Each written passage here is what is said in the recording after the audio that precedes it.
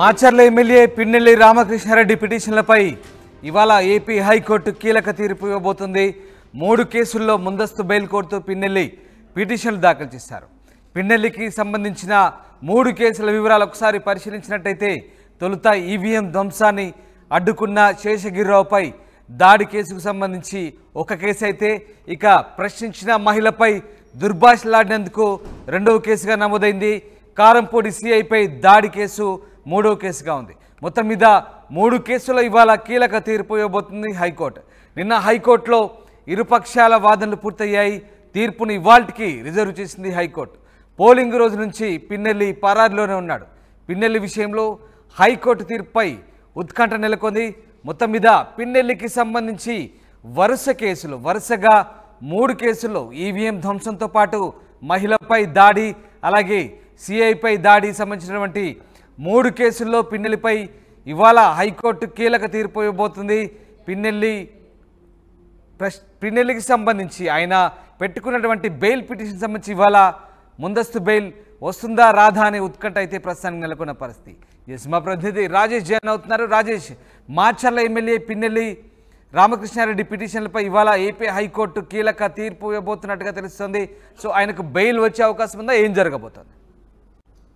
Bail పైన ఉత్కంఠ అయితే కొనసాగుతుందని చెప్పాలి. 3 కేసుల్లో పిన్నెల్లి ముందస్తు బెయిల్ అప్లై చేసుకున్నా నిన్న పూర్తి స్థాయిలో అటు ఇరుపక్షాల వాదనలు అయితే నిన్న విన్న పరిస్థితి అయితే కనబడుతుంది. ఇప్పుడు మరి కాసేపట్లోనే హైకోర్టు ఈ బెయిల్కు సంబంధించిన నిర్ణయాన్ని ప్రకటించబోతుంది. పిన్నెల్లి రామకృష్ణారెడ్డి తరపున ప్రధానంగా వాదనలు వినిపించినటువంటి అడ్వకేట్స్ చాలా స్పష్టంగా చెప్పడం జరిగింది.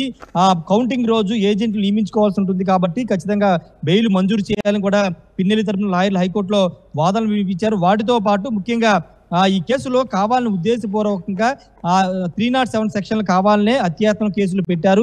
ఇది కావాలనే జరిగిన కుట్రని కూడా వాదనలు వినిపించారు. మరోవైపున అటు పిటిషన్ దారులకు సంబంధించిన వాళ్ళ తరపున కూడా చాలా క్లియర్ గా వాదనలు వినిపించారు. పూర్తిగా పిన్నెల్లి రామకృష్ణారెడ్డి పూర్తిగా దాడులు చేసే ప్రయత్నం చేశారు, చంపే ప్రయత్నం చేశారని కూడా వాళ్ళ వాదనలు వినిపించారు. కాబట్టి బెయిల్ మంజూరు చేయొద్దు, ఒకవేళ బెయిల్ మంజూరు చేస్తే సాక్షుల్ని ప్రభావితం చేస్తారు. అంతేకాదు పోలింగ్ రోజు ఏ విధంగా అయితే దాడులకు తెగబడ్డారో అదే విధంగా కౌంటింగ్ రోజు దాడులకు తెగబడి విధ్వంసం సృష్టిస్తారు. కాబట్టి బెయిల్ మంజూరు చేయొద్దంటూ ఇటు పిటిషన్ దారు తరపున లాయర్లు అయితే వాదనలు వినిపించిన పరిస్థితి అయితే కనబడుతుంది. ఎందుకంటే ఆల్రెడీ పోలింగ్ రోజు ఈవీఎంల ధ్వంసానికి సంబంధించిన అంశాన్ని కూడా నిన్న హైకోర్టులో వాదన సందర్భంగా అంశాన్ని లేవనెత్తారు.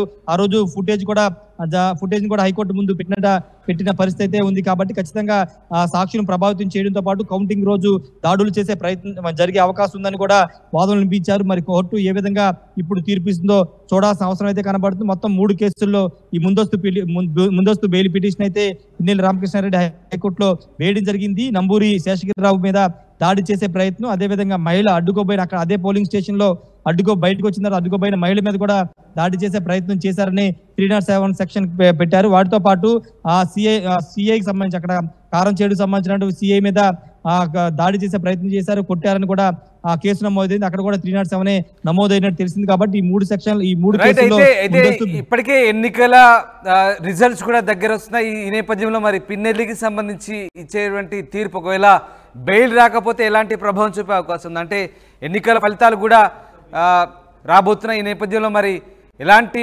పరిణామాలు చోటు చేసుకునే అవకాశం ఉంది రాజేష్?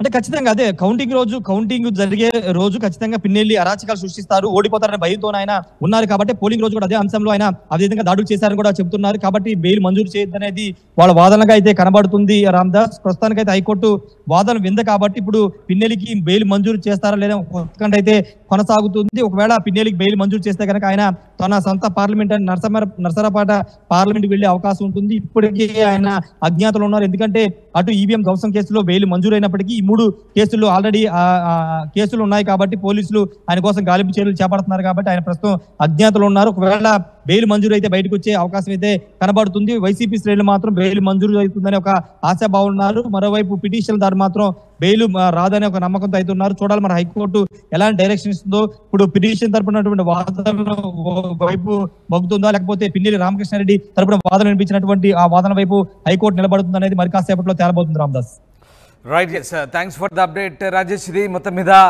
పిన్నెల్లి రామకృష్ణారెడ్డి పిటిషన్లకు సంబంధించి ఇవాళ ఇవ్వబోయే తీర్పు ఉత్కంఠ రేపే అవకాశం ఉంది. 3 కేసుల్లో ముందస్తు బెయిల్ కోర్టు పిన్నెల్లి పిటిషన్ దాఖలు చేశారు. ఈవీఎం ధ్వంసాన్ని అడ్డుకున్న శేషగిరిరావుపై దాడి, ప్రశ్నించిన మహిళపై దుర్భాష, కారంపూడి సీఐపై దాడి. ఈమె ఉన్నాడు. పిన్నెల్లి విషయంలో హైకోర్టు తీర్పు ఎలా ఉండబోతుందని ఉత్కంఠ అయితే నెలకొంది. మరికొద్దిసేపట్లో ఉత్కంఠకు తెరదించబోతోంది హైకోర్టు.